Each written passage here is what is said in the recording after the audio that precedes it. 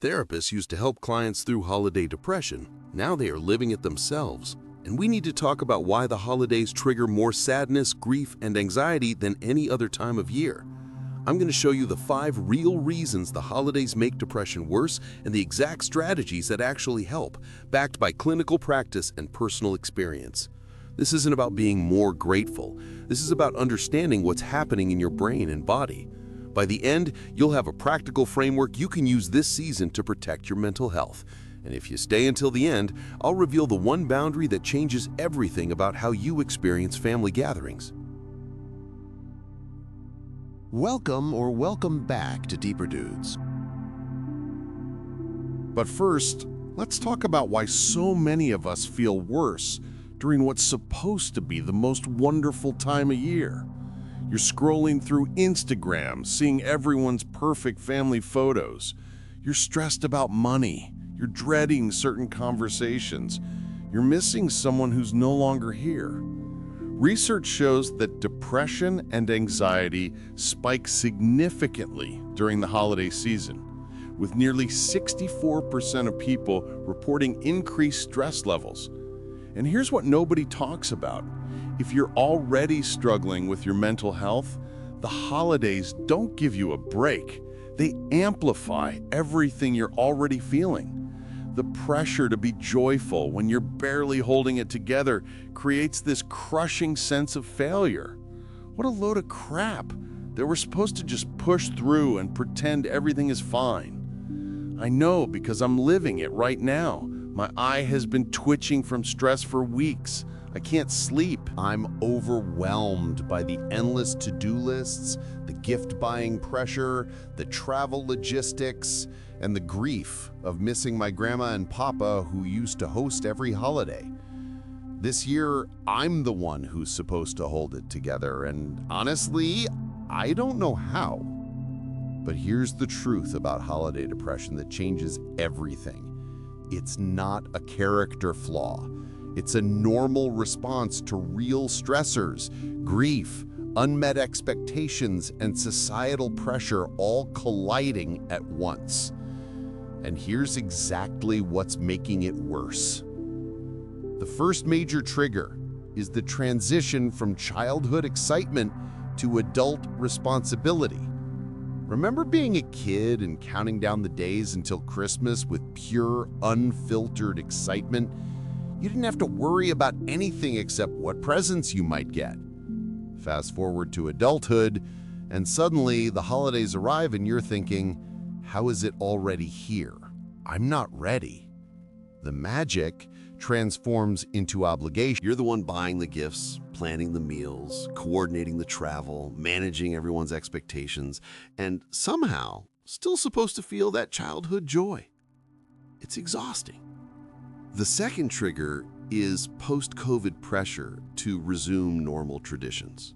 For years, we had scaled back gatherings, we canceled trips, we Zoomed with family instead of traveling. It was sad, but it was also simpler. This year, for many of us, is the first time we're expected to go back to normal.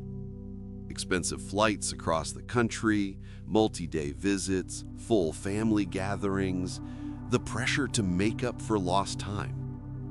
And if you're not doing it, there's guilt. If you are doing it, there's overwhelm. You're cramming holiday tasks into an already overloaded schedule, and it feels impossible. The third trigger is the cost of everything. Flight prices are absolutely insane right now. Gifts are expensive, and there's this unspoken pressure to spend a certain amount on people or they'll think you don't care. You're navigating who to buy for, how much to spend, whether to do a secret Santa or individual gifts, whether people will be offended if you suggest no gifts this year. The mental load of managing everyone's expectations around money creates guilt and financial stress that lingers long after the holidays end. And let's be honest, when you're already stretched thin financially, the idea of spending hundreds or thousands of dollars on a holiday feels crushing, not joyful. The fourth trigger, and this one hits me hard, is grief and missing loved ones. When someone you love has passed away, the holidays become painful reminders of their absence. My grandma and papa used to host Christmas. Walking into their house meant warmth, laughter, tradition, safety. Now they're gone, and the holidays feel empty in a way I can't quite describe. There's also what I call the changing of the guards feeling. You look around and realize your generation is now the oldest. You're supposed to host. You're supposed to know what to do. You're supposed to fill the role that someone else used to fill. That transition is uncomfortable and disorienting. Grief expert research shows that anniversaries, birthdays, and holidays are common triggers for depressive episodes. Because they're emotionally loaded moments that remind us of what's changed or what's missing. If you're asking yourself, why am I sad all the time during the holidays? This is why. It's not weakness, it's grief. The fifth trigger is pressure around relationships and family. If you're single, the holidays are brutal. Every movie revolves around romantic relationships. Every event is designed for couples. You face constant questions. When are you settling down? Why aren't you married yet? Are you seeing anyone? The pressure to be partnered during the holidays is intense and exhausting. And if you do have family, but you're estranged or you don't get along or you disagree politically, the expectation to gather and be happy feels impossible. The myth that everyone has warm, loving family gatherings creates shame for those who don't. So if you're dreading seeing certain relatives, if you're anxious about conflict, if you're planning your escape route before you even arrive, you're not broken. The pressure to have a perfect family when your reality is complicated or painful is one of the biggest sources of holiday stress. And here's what I want you to hear. All of this is normal. Holiday depression and sadness are incredibly common. This isn't about being ungrateful or pessimistic. It's about real stressors colliding during a time when you're supposed to perform joy. Depression can flare up during important times like holidays, birthdays, anniversaries, any moment that carries emotional weight. And the first step to feeling better is understanding that what you're experiencing makes sense. Now, let me share what actually helps. Before we go any further, I want to pause for something important. None of what we've been talking about matters if we don't have the energy and clarity to actually implement it. We all know what it feels like to wake up exhausted, no energy, poor focus, and zero motivation. We also know what it feels like when we get good, restful sleep, targeted therapy, and the right supplements. I've personally tested more things than you can imagine. I'm like your personal guinea pig. Everything I have listed in the description below is science-backed and extensively tested. And if you grab anything through my links, you'll be supporting this channel at zero cost to you. Thanks for taking a look. Now let's get back to it. If this is resonating, please hit that like button so more people can find this when they need it most. And drop a comment. What's the hardest part of the holidays for you? No judgment, just support. The first strategy that actually helps is taking care of your basic needs. I know this sounds simple, but when you're stressed and depressed, these are the first things to go. And when your basic needs aren't met, you become way more vulnerable to emotional ups and downs. Here's the system I use. Eat well-balanced meals. I'm not talking about perfection. I'm talking about getting protein, a carb, and a veggie or fruit in your meals. When I'm stressed, I skip meals or eat junk and my mood tanks. Getting consistent nutrition stabilizes my blood sugar and my emotional regulation. Get enough sleep. I've started drinking calm tea with magnesium before bed. I also take L-theanine, which helps quiet my racing thoughts. Check with your doctor first, but sleep is non-negotiable for mental health. When I don't sleep, everything feels impossible. Manage stress with accessible tools. I do breathing exercises and stretches before bed to activate my parasympathetic nervous system.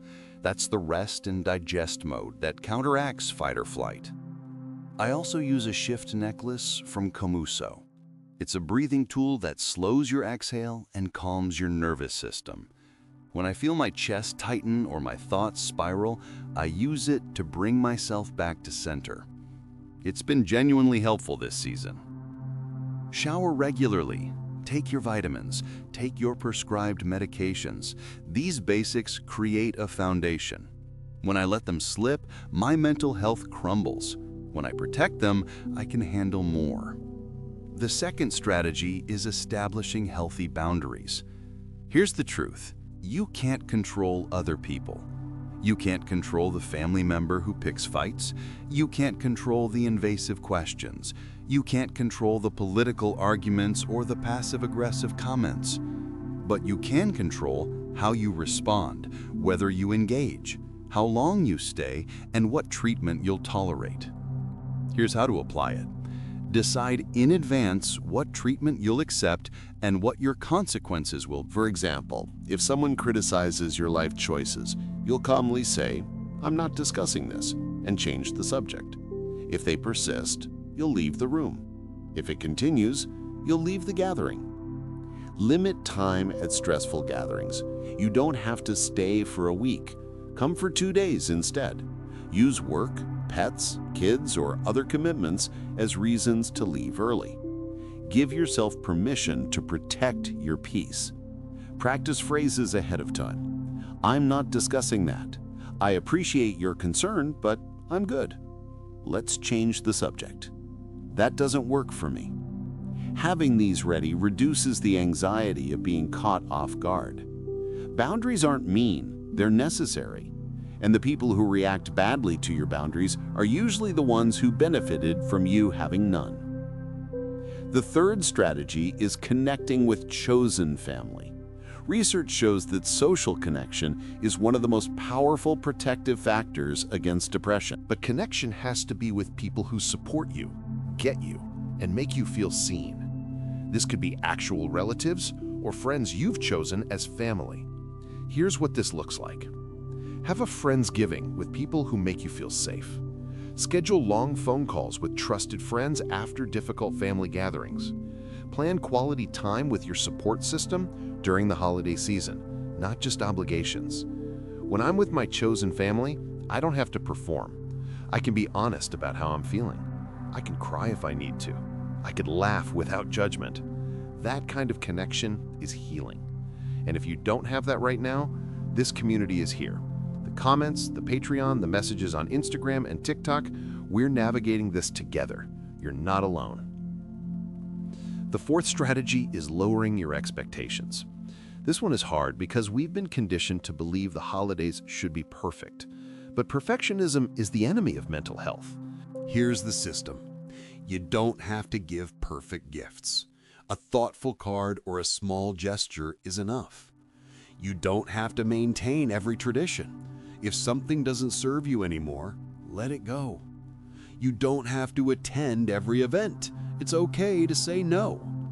You don't have to make everyone happy. You're not responsible for other people's emotions. It's okay if this year feels different. Give yourself permission to do the holidays in a way that protects your mental health, even if it disappoints someone else. When I stopped trying to meet impossible standards, the pressure lifted. I'm doing what I can, and that's enough. The fifth and most powerful strategy is acknowledging grief without judgment. Missing loved ones during the holidays is painful and normal. Traditions feel empty when key people are gone. The changing of the guard's transition is uncomfortable and disorienting. Here's what helps. Give yourself permission to feel sad. You don't have to be joyful just because it's the holidays. Sadness is a valid response to loss. Talk about the person you're missing. Share stories. Say their name. Keeping them present in conversation honors their memory and makes the grief feel less isolating. Create new traditions or adapt old ones. Maybe you light a candle in their memory. Maybe you cook their favorite dish. Maybe you skip certain gatherings that feel too painful. There's no right way to grieve during the holidays. And finally, seek professional support if you need it. Talk to a therapist. Set up extra support calls with friends. Don't try to white-knuckle through this alone. When you combine all 5 strategies, taking care of your basic needs, establishing boundaries, connecting with chosen family, lowering expectations, and acknowledging grief, you create a framework that actually protects your mental health. This is how we get through the holidays when depression makes everything harder. Not by pretending to be happy, but by being honest, taking care of ourselves, and giving ourselves permission to do it differently.